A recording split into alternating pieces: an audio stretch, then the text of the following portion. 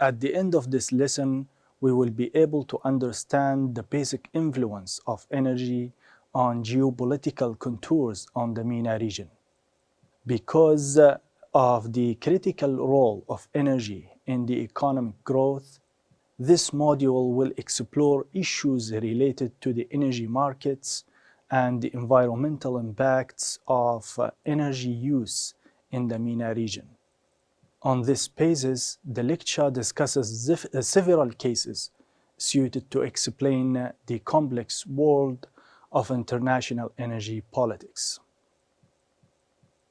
This discussion includes different MENA countries and the impact of geopolitical of renewables on their interstate relations.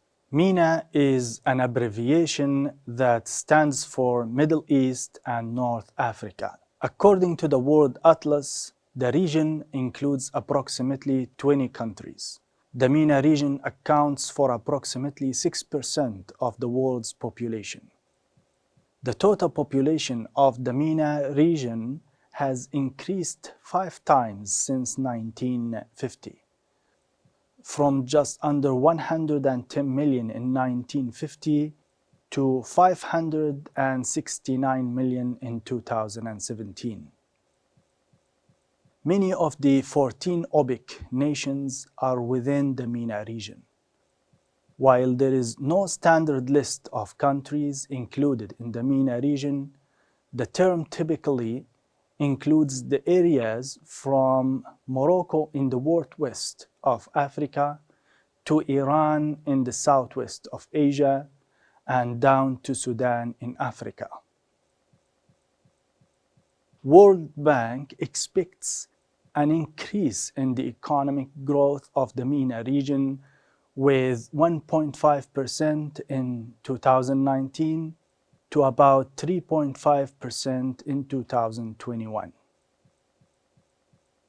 In 2016, the total MENA region oil production was around 38% of the total oil production, which is about 34.6 billion barrels of oil per day.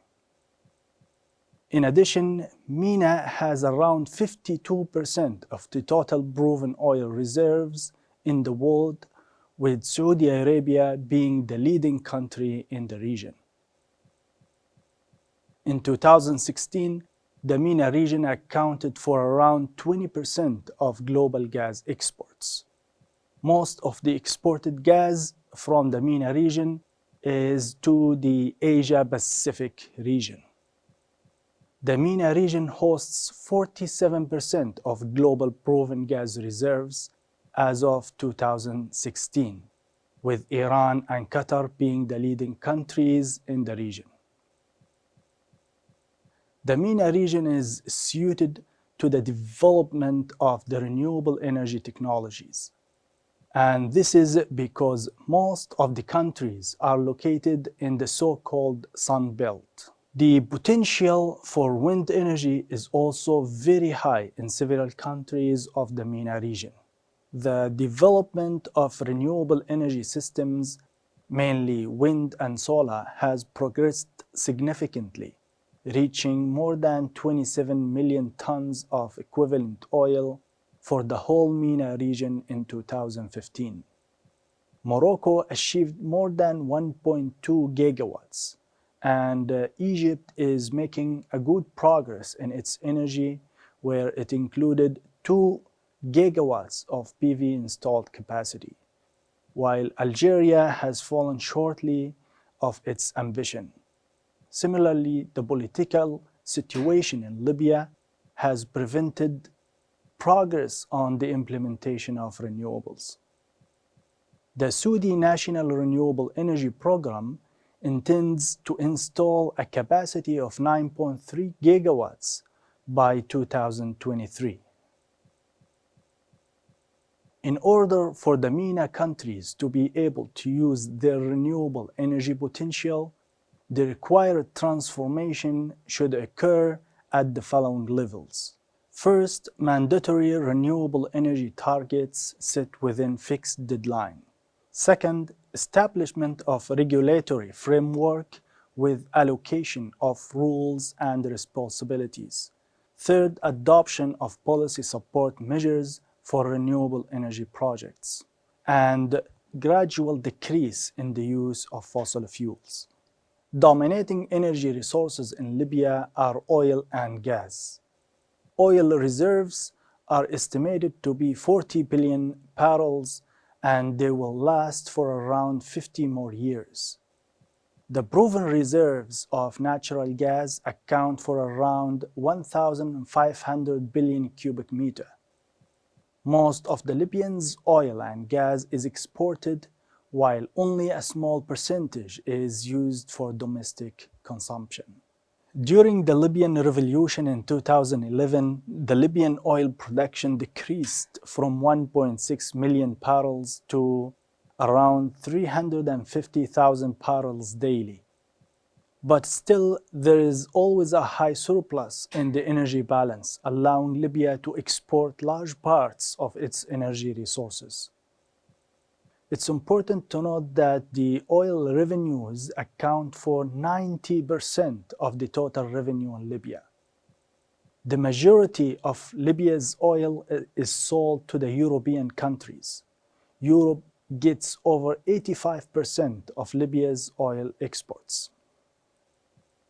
Currently, the country uses 42% of heavy oil and 20% of light fuel and 38% of natural gas and 0% of renewable energy.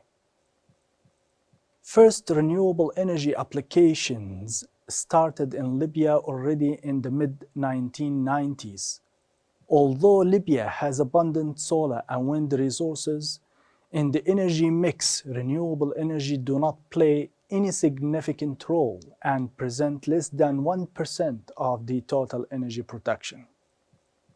The National Renewable Energy Plan of 2006 defined the objective of reaching 10% of the energy supplies with renewable energy resources by 2020 and 30% by 2030. The main technologies used are photovoltaic conversion of solar energy, or simply PV systems. In Libya in 2010, renewable installed capacity was about 4 megawatts, divided into rural electrification, water pumping, street lights, and communication networks and rooftop systems. In February 2013, the Privatization and Investment Board announced the preparation of a law encouraging renewable energies, which should be adopted back in 2013 and 14. This law could represent a real starting point for renewable energy in Libya. The main challenge for renewable energy development in Libya remains the security situation. Exchanging energy product has created ties between MENA region and other countries, but this is losing importance and must be supplemented by new cooperation levers, because the traditional image of the countries in the MENA as energy exports is no longer valid. Energy utilization and exportation are important aspects in shaping geopolitics of the Middle East. Oil and gas have been as much triggers for conflict as they have contributed to enormous economic and social prosperity, particularly in the Gulf states. Changing global energy networks and regional developments, such as the discovery of a large amount of gas in the Eastern Mediterranean, directly affects the geopolitical situation in the Middle East. Therefore, mutual economic dependence based on the gas trade may be the force in favor of stability of both the Western and Eastern Mediterranean. Morocco and Algeria, for example, are competing traditional rivals who share any threat to the safety of the pipeline passing through Morocco. The same cases between Libya and Tunisia. For instance, the Saudis are not interested in the nuclear deal with Iran, and neither they are happy with the United States for endorsing this policy choice. Israel is also very sensitive about the nuclear deal with Iran. So the Israelis and the Saudis have a common destiny here. For more than 8 years, the Libyan conflict has festered and the European Union has mostly looked away.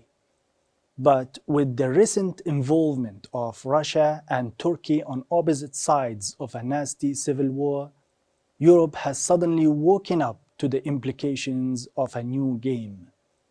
And they could permanently lose their interests in Libyan supplies of oil and gas and the potential gas discoveries in the Mediterranean offshore.